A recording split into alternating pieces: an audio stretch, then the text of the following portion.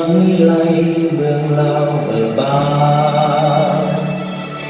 แสงส่องประสานหงเมืองอาจแส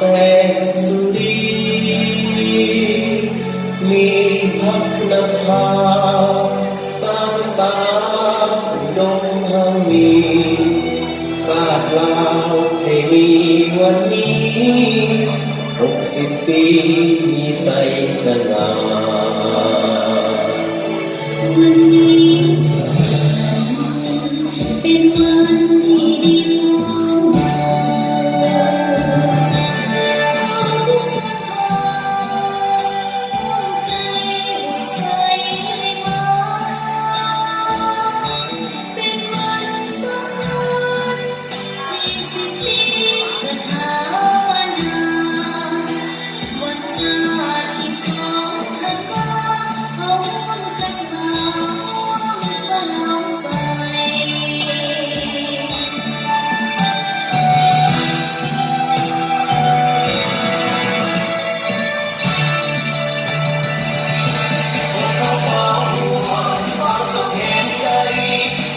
ทำไม่ได้ทำได้มันแหวกมา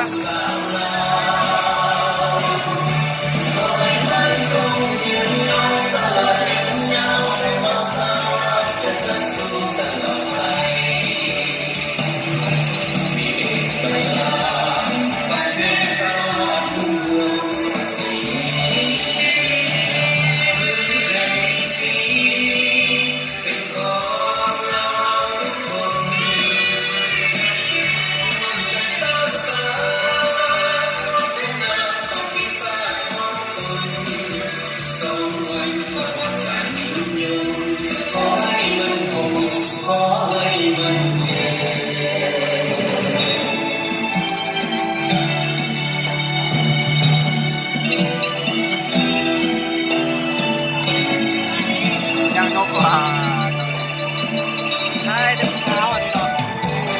โอ้ดูเย็นกูให้กูถ่ายให้บอกว่าวันนี้สุขสันต์เป็นวันที่ของเราเราทุกคนเอาน้ำใจไว้ใส่มา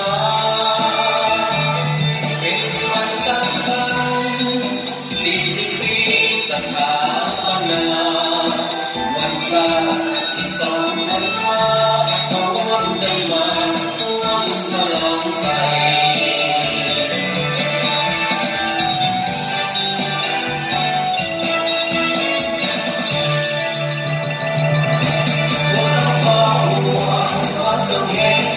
ไม่เมื่อวันยิ่งใหญ่ของวันศาสนาขอให้มันคงยืนยงตลอดยืนยาวพวกเราสาวเราจะสร้างสู้ตลอดไปประเทศชาติเมืองสุขศรี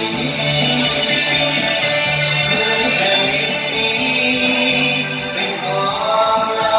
ทุกคนร่วมกันสร้างสรรค์พัฒนาประวัติศาสตร์ของตน เหตุการณ์นั้นสร้างมามันเป็นอย่างที่เราวันนี้ของการเมืองมาเมื่อเราต้องนักพูดแต่ปากแต่ปากสำเร็จ ขอให้มัน